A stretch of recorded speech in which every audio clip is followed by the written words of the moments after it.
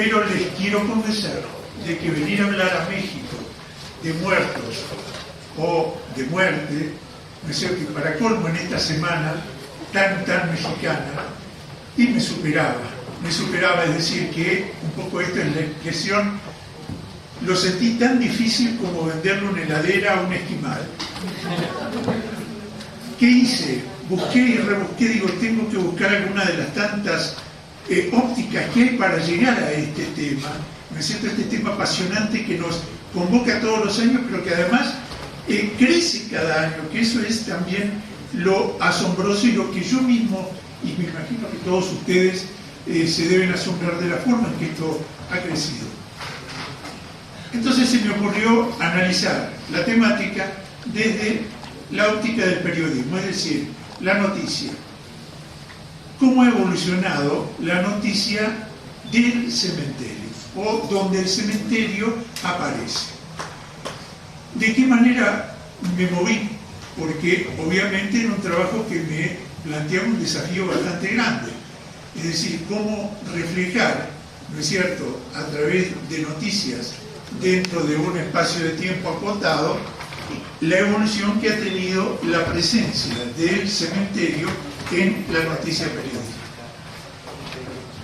Se me ocurrió utilizar un semanario argentino, Caras y Caretas, que se publicó entre los años 1889 y 1938. Caras y Caretas está digitalizado por la biblioteca de la Biblioteca Nacional de España, tiene un motor de búsqueda maravilloso y por lo tanto cualquiera de ustedes yo les recomiendo de que en ese periodo de la Argentina ustedes pueden trabajar con material periodístico de primerísima calidad utilizando los archivos de este semanario. Caras y Caretas tenía como característica de que no solamente reflejaba noticias de nuestro país, de las provincias de nuestro país, lo cual para fines del siglo XIX era todo un alarde del periodismo, sino que además tenía una trascendencia de la noticia que publicaba mundial. Entonces tomé eso y traté de hacer una comparación muy esquemática, ¿no es cierto?, de cómo aparecía en estos últimos años el tema cementerio en la noticia periodística. La noticia es la materia prima del periodismo y por lo tanto yo no voy a molestarlos a ustedes con apreciaciones que hacen a la estructura de la noticia. Simplemente recordarles que la noticia, a diferencia de la narración, utiliza la estructura de la pirámide inversa. Es decir, lo más importante va en su parte superior y luego va descendiendo en cuanto a importancia en la medida que se va desarrollando, ¿no es cierto? Tenemos normalmente un título, tenemos luego un subtítulo y luego tenemos el contenido del texto. De esa noticia, lo primero que me saltó a mí fue una evidencia: el cementerio como institución en aquella colección de Caras y Caretas prácticamente no existía. No existía el cementerio como noticia. Existía el muerto en el cementerio como noticia, pero no existía el cementerio. ¿Qué pasaba? De que las noticias de cementerio normalmente contenían esos típicos clichés que en la ponencia ustedes van a poder consultar algunos, de fue acompañado, el pueblo se volcó a las calles para acompañar los restos de su líder hasta el cementerio del norte, tuvo lugar en la Chacarita, que es otro de los cementerios, como ustedes deben saber, importantes de la ciudad de Buenos Aires, la inhumación de los restos del cantante fulano de tal, una multitud acongojada despidió los restos del doctor fulano de tal en el cementerio de Flores. Es decir, ¿quién era el sujeto de la noticia? Jamás el cementerio, siempre el muerto que era llevado al cementerio. Como escasa excepción a esto, le puedo significar una noticia que prácticamente era otro cliché que refería la presencia del pueblo en los cementerios para el festejo o para la celebración del Día de Difuntos. Y significativamente aparece también como noticia de cementerio la instauración en 1899 del primer cinerario, es decir, el primer lugar de cremación que tiene la República Argentina y que está en el cementerio de la Chacarita y que data de 1899 y que fue un hecho ciertamente habrá sido visto como revolucionario y que por lo tanto apareció en ese momento en este semanario.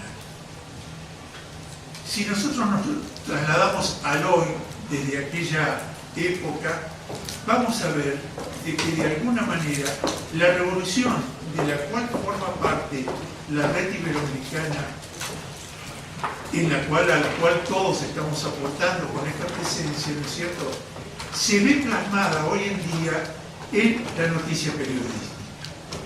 El otro dato que interesa analizar cuando hablamos de noticia es su ubicación, es decir, dónde aparece el cementerio dentro del marco de las noticias que trae un determinado periodo. Y esto nos lleva a otra sorpresa por su propia evolución.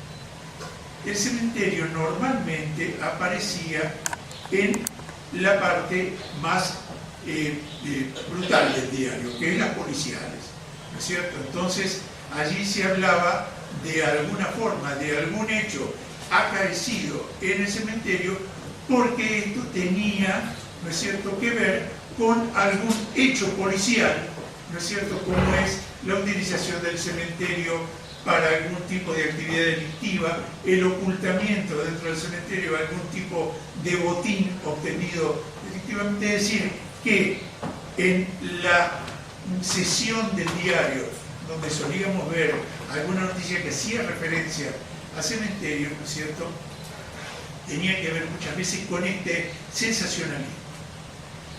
Pero esto ha quedado atrás en forma estrepitosa. Es decir, hoy el cementerio aparece en lugares tan selectos y de tanta trascendencia desde el punto de vista económico, desde el punto de vista del turismo, como los suplementos de viajes o como los suplementos de turismo de los primeros diarios del mundo.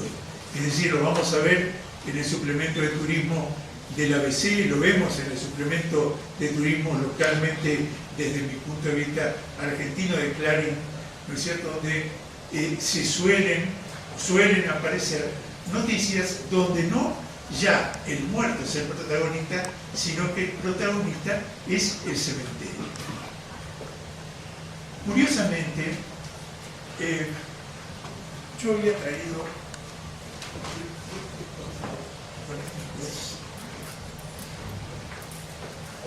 algunas pequeñas imágenes. Por ejemplo, perfecto. Por ejemplo, esta imagen pertenece a un hermoso artículo donde se hace una reseña, y en este caso estoy hablando de un análisis desde el punto de vista del patrimonio artístico en el cementerio, donde André Chabot hace una reseña de arte erótico en los cementerios, ¿no es cierto? Es decir, señala imágenes propias o ubicadas en cementerios donde lo que se resalta es su contenido erótico. Esto aparece en un diario de la comunidad gay, un periódico de la comunidad gay de Valencia, ¿no es cierto?, que se llama Cáscara Amarga y que es realmente interesante. Esta foto también es una del patrimonio artístico en cementerios y se refiere a una nota publicada en el ABC Color, en la parte del suplemento Viajes del ABC, y trata del patrimonio artístico en el cementerio de Alcoy, una extensa nota donde este cementerio español es resaltado por la calidad de las presencias. Diego se me adelantó con la fotografía de la noticia periodística de Tulcán, pero fíjate, pero realmente es también hablar del patrimonio artístico de cementerios, este cementerio tan singular, donde la labor de un jardinero ¿no es cierto?, lo hace trascender mundialmente. Otra de las sesiones del diario donde aparecen noticias del cementerio es en una sesión que normalmente se denomina, por lo menos en Argentina, no conozco por supuesto que periodismo en toda Latinoamérica, Sociedad. Esa parte del diario Sociedad nos trata de reflejar o nos trata de mostrar aquellas noticias que tienen una directa referencia con situaciones emergentes de la realidad social que importan, que es merecedora de difusión. Esta foto aparece en una nota que refleja una realidad social en un cementerio de Manila, del Gran Manila, de una localidad del Gran Manila donde la carencia de espacios llevó a la gente a intervenir en el cementerio y transformarlo en un lugar de morada. Entonces la gente vive allí, los niños juegan en sus espacios libres e incluso los ancianos se sientan a esperar cambiar de ubicación en una especie de plaza que tiene adentro el cementerio, que así se llamaba. Le sacaron su foto. Esta foto apareció en una cantidad de medios de Buenos Aires, mejor dicho de la Argentina en general, y fue noticia el año pasado. Ocurrió en un cementerio de la provincia de Misiones, donde una señora que vivía en Buenos Aires con su esposo misionero, cuando fallece este hombre, un hombre joven, en un accidente, cumple con el deseo de su esposo de enterrarlo en este cementerio de provincia. La ida de Buenos Aires a Misiones son 1.300 kilómetros y le significaba a esta mujer un costo muy importante como para poder alojarse en un hotel, no tener un lugar donde estar cuando ella iba a querer pasar un tiempo en la tumba de su esposo. Entonces se construyó un espacio donde ella vivía una determinada cantidad de días del mes acompañando a su esposo. Y la noticia fue de que eso alteró la paz del cementerio porque la vida de esta mujer era la vida de alguien de afuera del cementerio, que por lo tanto allí cocinaba y comía, allí escuchaba música y pasaba el rato, y eso de alguna manera no tenía nada que ver con este sitio o con la concepción del sitio del cementerio que tenía la colectividad. No aparecen todas estas noticias en la ponencia, aparecen algunos resúmenes. Yo quiero, en homenaje a la escasez del tiempo, remitirlos a ustedes a aquella ponencia y solamente significarles de que esto que hace la red en este momento yo creo que se ve reflejado de alguna manera en cuál es la visión que tiene el periodismo de este tipo de noticias. El periodismo no crea la realidad, el periodismo lo que hace es reflejarla, y a partir de la visualización de esa realidad, por esta tarea de relevamiento, de puesta en valor del patrimonio dentro de cementerios, es noticia para el periodismo lo que allí sucede. Y además no es noticia en función de la persona solamente, por supuesto, que es conducida a ese camposanto, sino que es noticia a partir del patrimonio y a partir de la realidad y a partir de la vida que se desarrolla en estos lugares emblemáticos como son los cementerios. Les agradezco muchísimo la atención.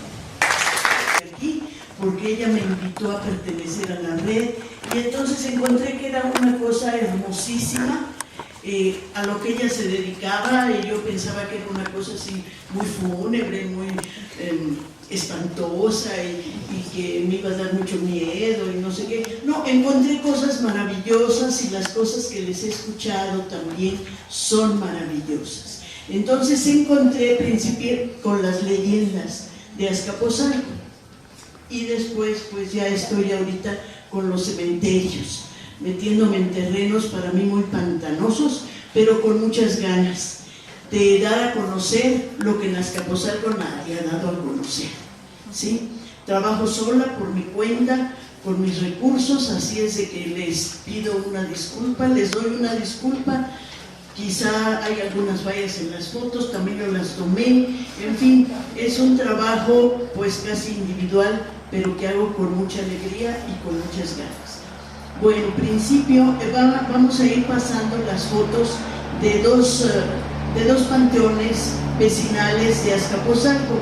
Uno es San Juan Tlihuacán, San Pedro Jalpa, otro es de San Andrés y de las Salinas, y otro es de, se me fue ahorita Xochimanca, es de el panteón de Xochimanca. Entonces, las fotos que traigo son de dos panteones. Y primero, ¿qué quiere decir Azcapotzalco? Sobre todo para las personas que son extranjeras y que nos da mucho gusto recibirlas. Azcapotzalco quiere decir en el lugar de las hormigas, y viene de Azcat, hormiga, y Potzali, montículo, y Colugar, en el lugar del montículo de las hormigas, o sea, en el hormiguero. Azcapotzalco es uno de los señoríos prehispánicos más importantes porque fue antes de los mexicas.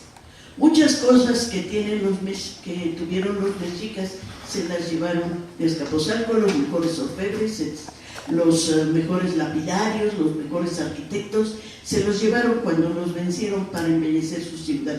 Pero esta sería, como dicen por ahí, otra historia.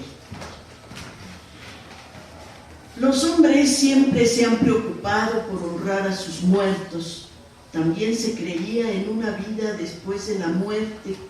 Esto se puede deducir al encontrar entierros con las prendas y utensilios que usaron en vida. Ya en el Neolítico se encontraron cementerios un tanto alejados de los asentamientos humanos. En la época prehispánica, la gente común solía enterrársela en el solar de su domicilio. A los nobles, después de cremarlos parcialmente, se introducía el esqueleto en grandes ollas de barro y se les enterraba cerca del teocal. Esta era una de las formas. También algunos pueblos de Oriente enterraban a sus muertos en grandes tinajas. Tiempo después, en Europa se utiliza la piedra para indicar las tumbas. Me salto porque es un poquito largo por el tiempo. En nuestros pueblos a lo ancho y largo de México también se realizan diversos ritos funerarios, variando más bien las formas de acuerdo a cada región. Gracias a los entierros y a una minuciosa investigación de Román Chávez y su equipo, se ha podido reconstruir el ritual practicado en la zona de Azcapotzalco. Los rituales variaban según la época del año. La posición del difunto era sedente. Los cadáveres eran limpiados con hierbas mientras entonaban diversos cantos. Después se depositaban en oquedades hechas bajo el piso, sellándolas con tierra y haciendo un aplanado con el mismo material. Se hallaron restos de adultos que muy posiblemente ocuparon un alto cargo, deduciéndose por el material que se hallaron, por el tipo de ofrenda. Presentaban una posición sedente, comprobando los dibujos de los diferentes códices. En las ofrendas encontraron pipas para fumar tabaco, copas pulqueras, malacates, navajas de obsidiana. La ofrenda va de acuerdo con la jerarquía del difunto. Las más ricas corresponden a señores principales. En los ritos que se llevan a cabo en los panteones vecinales de Azcapotzalco encontramos vestigios prehispánicos. Algunas prácticas funerarias ya se realizaban en el antiguo Calpulli. Se le llamó Calpulli a un conglomerado humano que estaba localizado en determinado sitio y que generalmente se dedicaban a un mismo oficio. Así teníamos el Calpulli de los amantecas, que todavía se conserva el pueblo, más ya no el oficio, en San Miguel Amantla, que Amantla viene de amatl, papel amate, y por extensión se les denomina amantecas. La interdisciplinaridad de los troncos que nosotros denominamos, y cada uno de los docentes, pues nos dedicamos parte de nuestro trabajo precisamente a esta investigación, las cuales tienen que estar abocadas de distintos enfoques. En este caso hemos abordado una investigación, como ya lo dije anteriormente, que es sobre José Guadalupe Posadas, el creador del pueblo. Por ejemplo, tenemos aquí presente a la maestra Margarita Guerra Álvarez. Ella pertenece a la División de Ciencias Sociales y Humanidades del Departamento de Educación y Comunicación.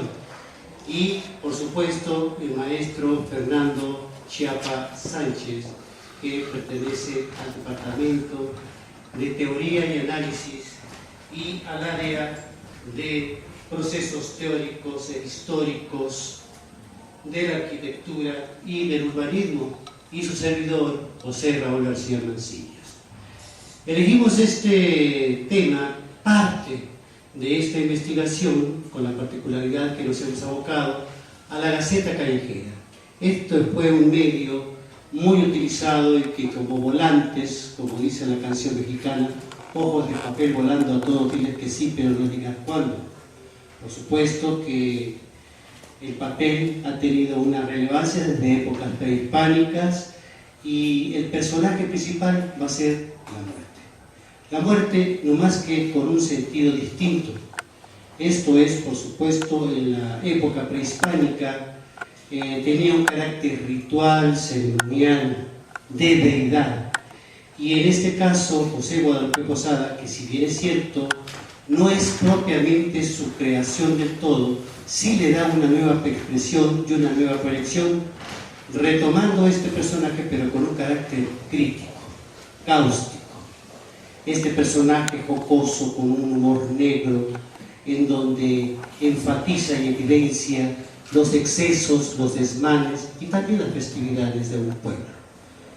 Sus hojas de papel volando, esas gacetas callejeras, nosotros las retomamos, tuvimos exhibiciones en el metro, que ahorita le platicará la maestra Margarita Guerra con mayor detalle, con un éxito, y creo que nos sentimos orgullosos, pero siempre con esta humildad de un equipo que se aboca a rescatar nuestras imágenes, nuestra iconografía, y por supuesto queremos darles estos avances y cómo son los resultados. En extenso se encuentra en la ponencia, pero aquí tenemos parte de ella. Cedo la palabra a la maestra Margarita Guerra. Gracias por esa atención. Nuestra ponencia se titula Génesis de Identidad Nacional del comunicador visual del pueblo, José Guadalupe Posada. Podemos establecer la génesis y la identidad de los comunicados ocasionales ilustrados, las coordenadas de la historia del arte, donde la nacionalidad emerge por la cultura visual que se estudia. Esta se expresa, se representa y se plasma a través del tiempo y sus dimensiones abordadas, enmarcadas en una sociedad determinada y desde luego ubicada en el ámbito de los fenómenos naturales, sin soslayar los sucesos en espacios de carácter urbano o arquitectónico. Ellos proyectan escenográficamente la cotidianidad.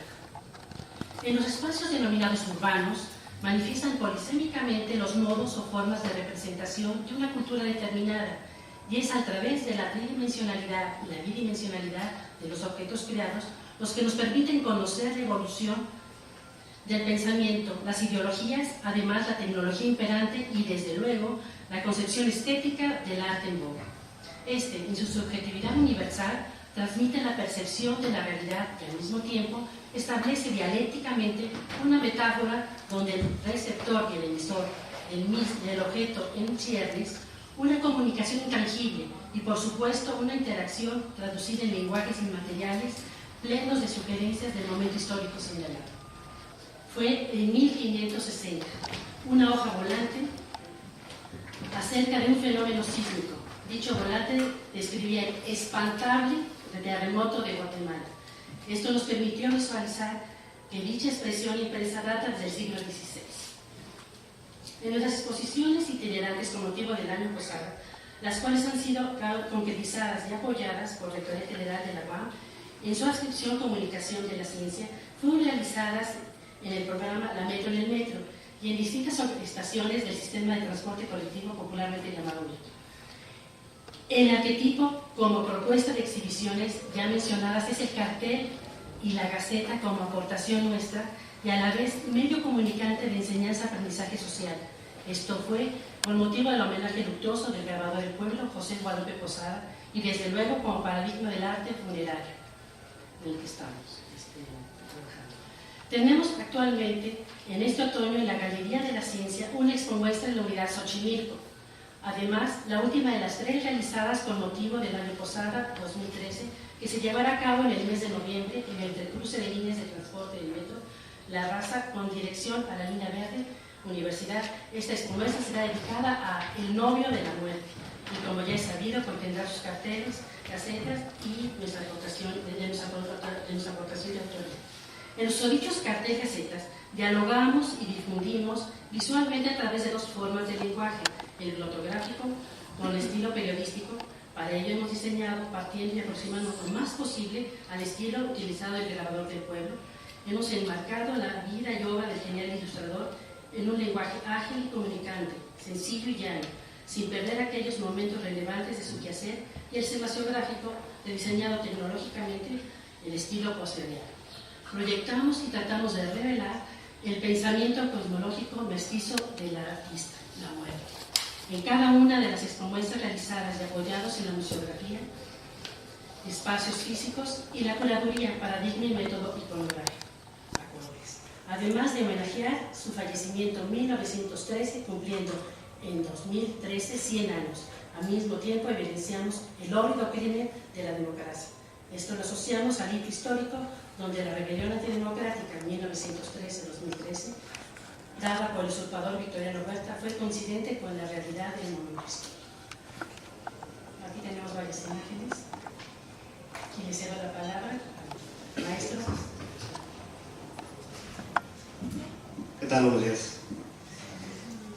Entre los grandes pensadores del siglo XIX fueron Guillermo Prieto, quien en su obra Memorias de mis tiempos definió al eximio grabador como periodista de la época, ya que eran muy populares y reconocidas sus gacetas o volantes ocasionales que circulaban a lo largo y ancho del país. Fue ilustrador de noticias, se apegó a los hechos concretos, transmitió de forma llana y objetiva, sin olvidar los tintes de humor negro. Articuló un lenguaje apto y claro para la comunicación que tuvo con el pueblo, y sus obras expresivas fueron interacción dialéctica.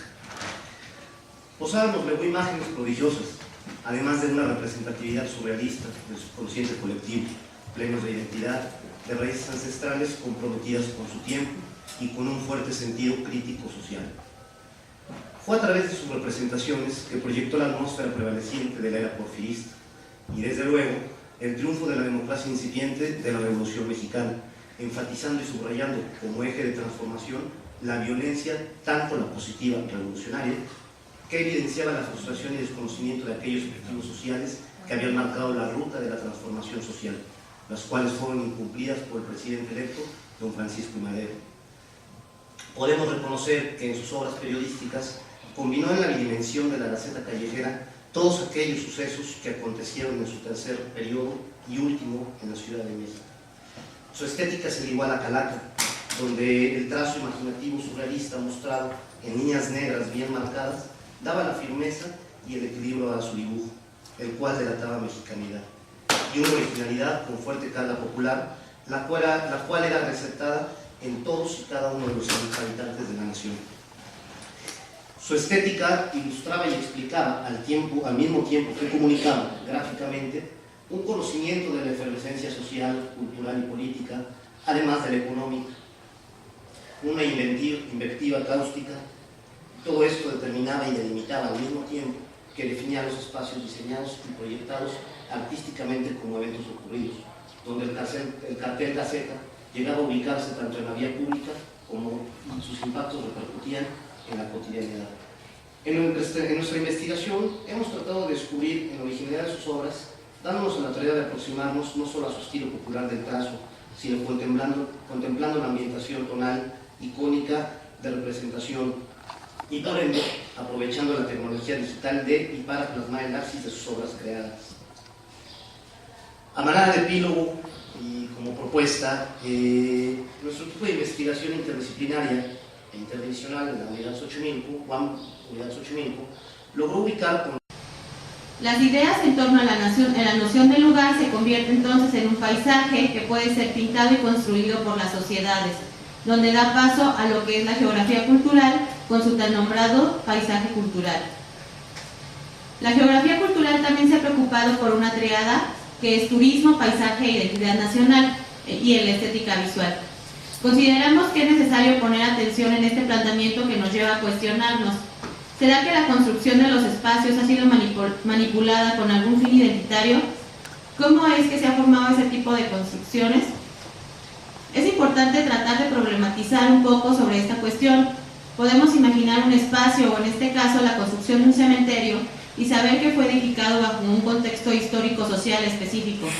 Pero ¿qué pasa cuando por cuestiones de fomento a la identidad nacional, este espacio se va alterando con el tiempo, poniendo en claro que no se modifica de una manera natural, sino que es manipulado por algún ente de poder o cuando las ideas turísticas pretenden crear imágenes inmutables en el tiempo, creándose espacios de dominación o imaginados? La geografía cultural en ese sentido ha puesto atención a las narraciones que han creado los que ellos llaman espacios de dominación o espacios imaginarios, aquellos discursos que han creado imaginarios como lo oriental, lo exótico o lo imperial, vinculado directamente con el tema de la otredad. Estos planteamientos han ayudado a geógrafos culturales a plantearse otro tipo de interrogantes sobre la identidad, mirando cómo las cartografías culturales marcan una serie de juxtaposiciones que tienen que ver en cómo me miro, pero también en cómo me miran, las posibilidades de la mutación, las conexiones entre los diferentes espacios culturales, la superposición entre paisajes culturales contradictorios que han permitido la emergencia de la vitalidad y la creatividad, apareciendo estrategias político-culturales. También ha tocado el tema de la nostalgia colonial, en la añoranza por el retorno a las culturas nativas, pero que con acciones contradictorias las destruye, generándose una recolonización de las instituciones y de los lugares que pretenden adoptar apariencias antiguas como parte de una mercadotecnia turística. En este sentido, es importante el uso de nuevas herramientas como los medios audiovisuales, la fotografía, la literatura, como formas distintas que pueden ayudar a investigar el significado de los paisajes. ¿Pero qué tiene que ver la geografía cultural con los cementerios? ¿Qué planteamientos metodológicos pueden ser aplicados? Consideramos que se podría comenzar por mirar a los cementerios como paisajes culturales cargados de significaciones y representaciones sociales, con estructuras específicas que se transforman en una manera lenta en la larga duración. La intención es observar al cementerio desde esta perspectiva como una preocupación más por remirar a la comunidad de los muertos. Y ahorita mi compañera Cindy va a hablar sobre esta cuestión teórica que tratamos de aplicarla ya en concreto al estudio de estos cementerios de Sinsunza, Cucuchucho y Arocuti. Buenos días.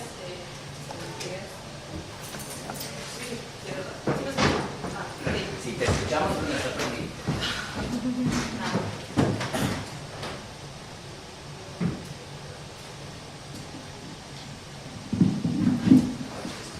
Ya, listo. Bien, entonces en un segundo momento nosotros tratamos a la región lacustre del estado de Michoacán, donde bueno, nosotros aquí escogimos 3 cementerios. Los 3 cementerios que escogimos pertenecen a la cultura purépecha. La región lacustre basta decir que se encuentra en el centro del estado de Michoacán. Por ahí creo que vimos un pequeño mapa. en donde ahí más o menos nos podemos ubicar que esos pueblos se encuentran justamente cerca del lago de Pátzcuaro.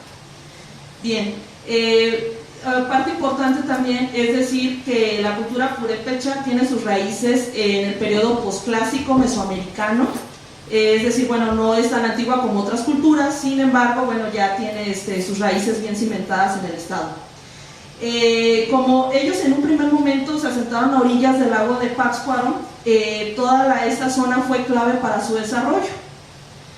Al encuentro de los españoles, obviamente a partir de ahí se creó una nueva cultura mestiza purépecha, no dejaron ciertas tradiciones, pero bueno, también a partir de ahí cada región o cada pueblo fue adaptando sus propias culturas y sus propias prácticas culturales y dio origen a que cada una de estas tuviera sus singularidades. Los cementerios a lo largo de la historia han tenido distintos momentos, como el origen de los camposantos y su paso al cementerio civil. Con el establecimiento de la religión católica a lo largo de la Nueva España, los enterramientos eran llevados a cabo en los camposantos de atrios y en el interior de las iglesias novohispanas. Esta costumbre se relaciona en gran medida con las creencias católicas que se tenían sobre la muerte y el más allá. Ya en el siglo XVIII, el asunto de los camposantos se pretendió cambiar con el proyecto ilustrado y se enfocó al establecimiento de medidas sanitarias, se reordenó el espacio urbano y todo eso se fue formalizando hasta el siglo XIX. Sin embargo, en el caso de las comunidades sí fue un poco diferente, no fue tanto como en las zonas urbanas. La primera comunidad, que me imagino que ya están viendo algunas imágenes, de la que vamos a hablar, es la comunidad de Sinsunzan.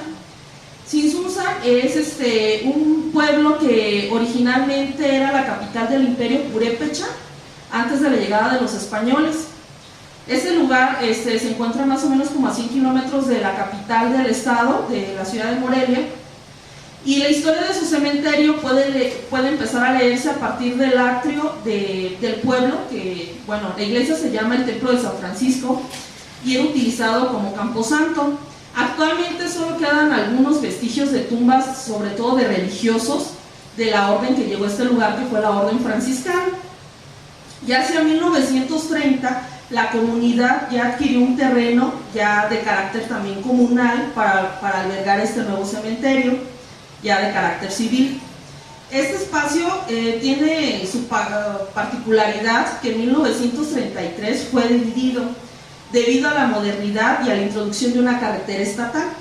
Es decir, fue partido totalmente el cementerio a la mitad para poder construir la carretera, y digamos que inclusive con esta apertura de esta vialidad, algunos de los restos inclusive no fueron exhumados, sino que quedaron debajo del pavimento, ¿sí?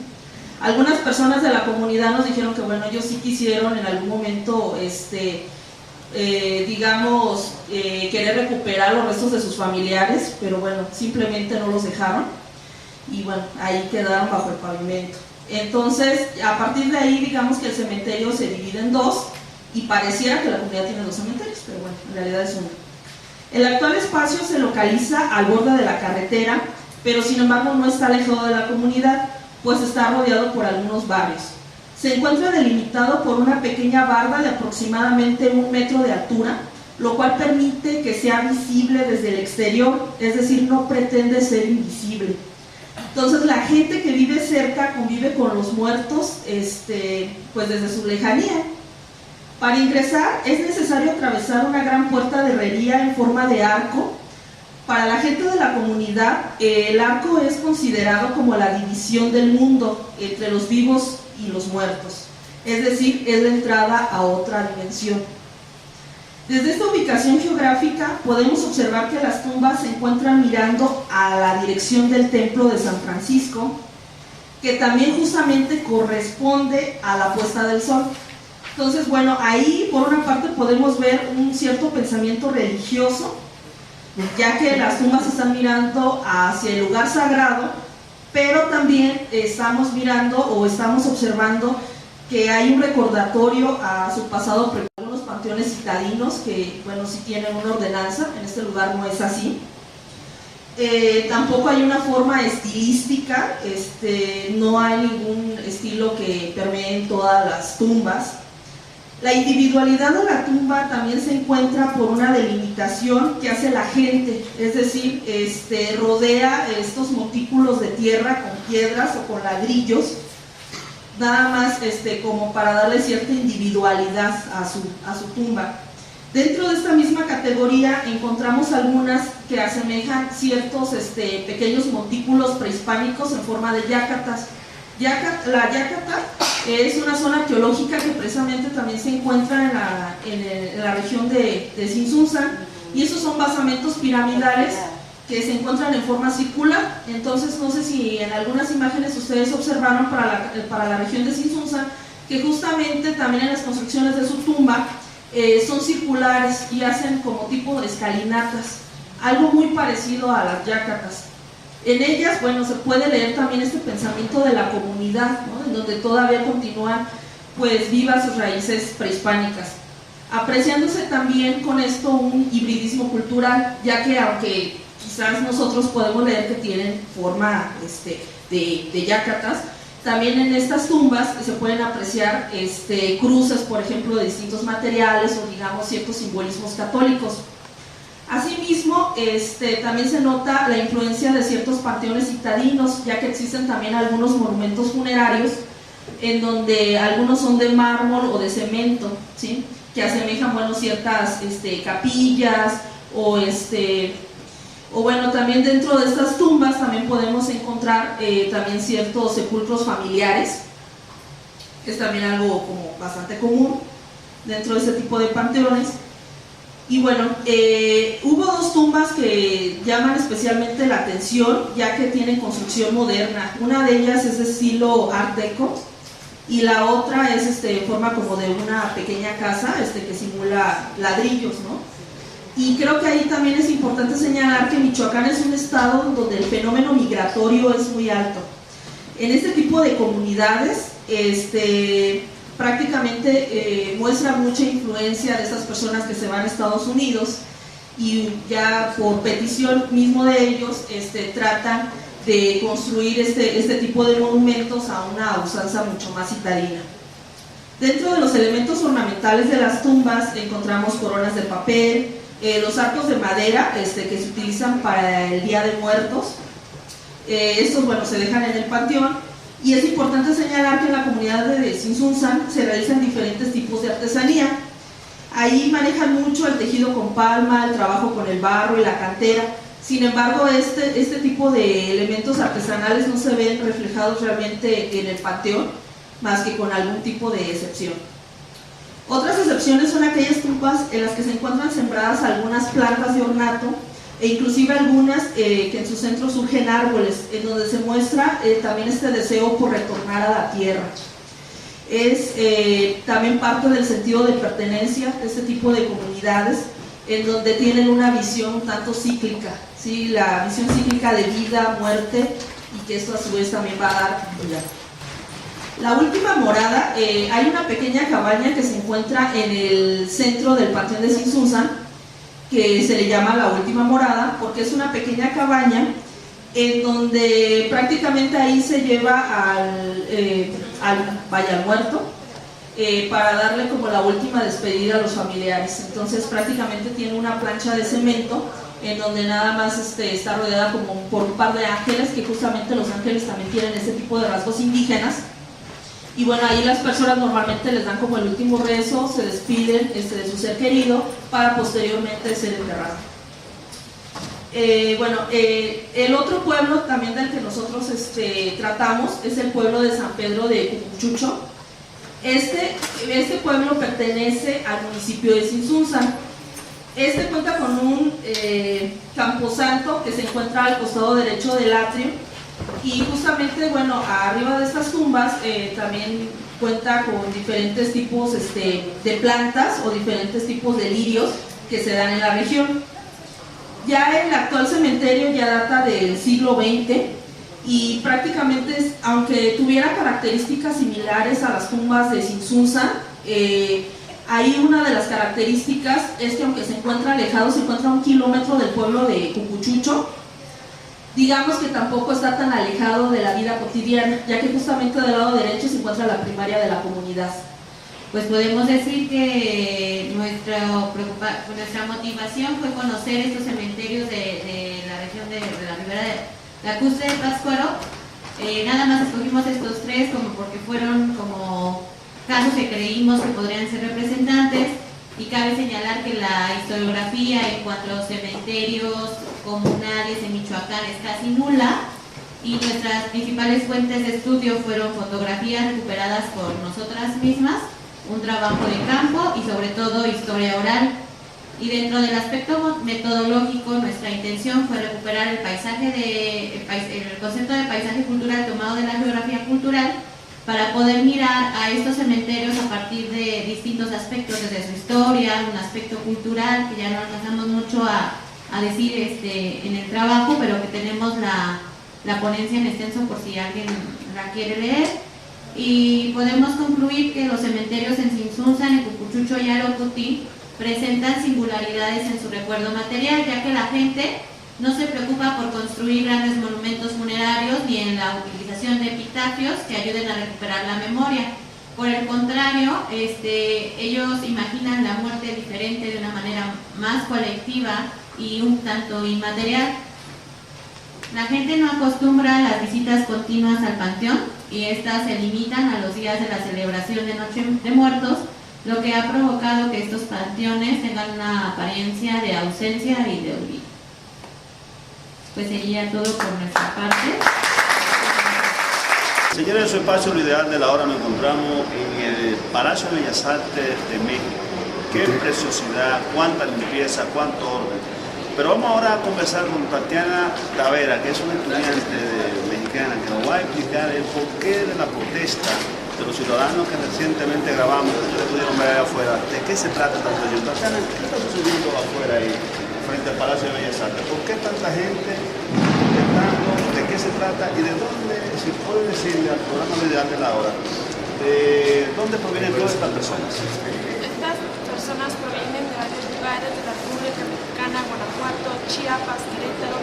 Ya son maestros de instituciones que vienen a protestar por la reforma educativa, ya que la reforma educativa nos está afectando con los impuestos y el petróleo de México. Esta reforma se trata de que nosotros como escuelas federales estamos pagando 800 pesos de colegiatura en este momento.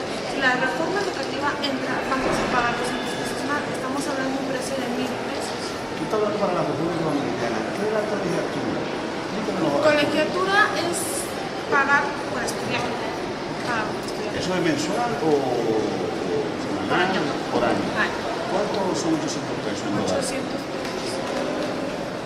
¿Al cambio mexicano? Estamos hablando de 50 dólares. 50 dólares. Quieren aumentar la cocina. Eso es un aumento por un 20%. Y la población mexicana se está oponiendo a eso. Exacto. Nos estamos oponiendo a eso, ya que aparte de los impuestos, a nosotros los mexicanos nos regalan los libros para la educación, que son libros gratuitos. El Estado. En todos los niveles. En todos los niveles. Desde la universidad. A los universitarios les regalan los libros. El Estado mexicano. Son libros gratuitos. Y piensan quitar también eso.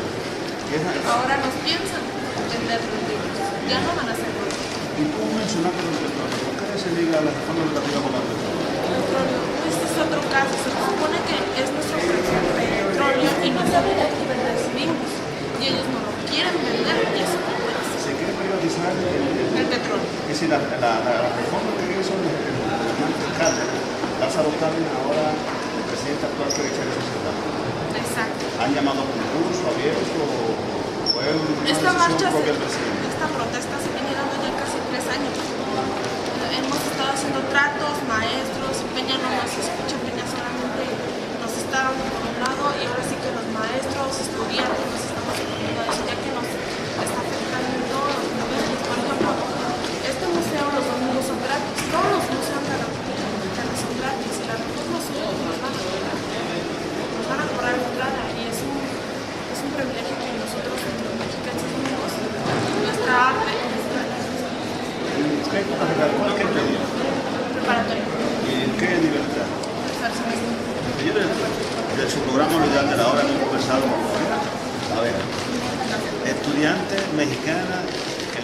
ustedes brevemente con qué se trata la protesta que recientemente grabamos ahí afuera. Para el programa Lo Ideal de la Hora, Leonardo Suero y en cámara Felipe Carvajal. Gracias.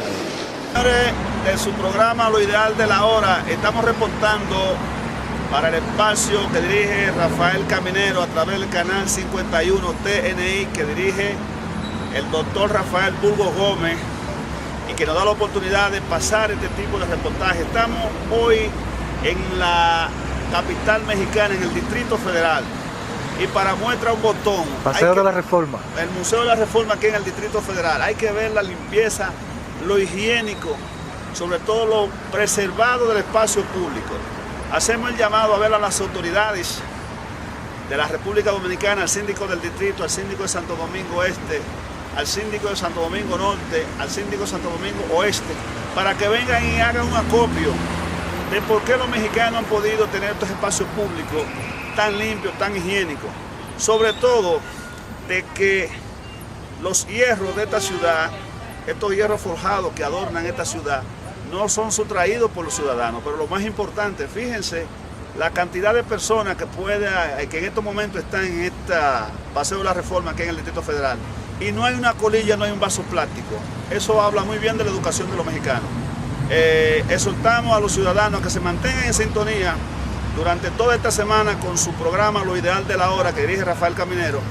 Gracias al doctor Rafael Burgos Gómez que nos ha dado esta oportunidad de poder estar aquí en el Distrito Federal, y nosotros nos mantendremos reportándole a ustedes las incidencias de nuestra visita aquí a la Ciudad de México. Reportó para ustedes, para el programa Lo Ideal de la Hora, Leonardo.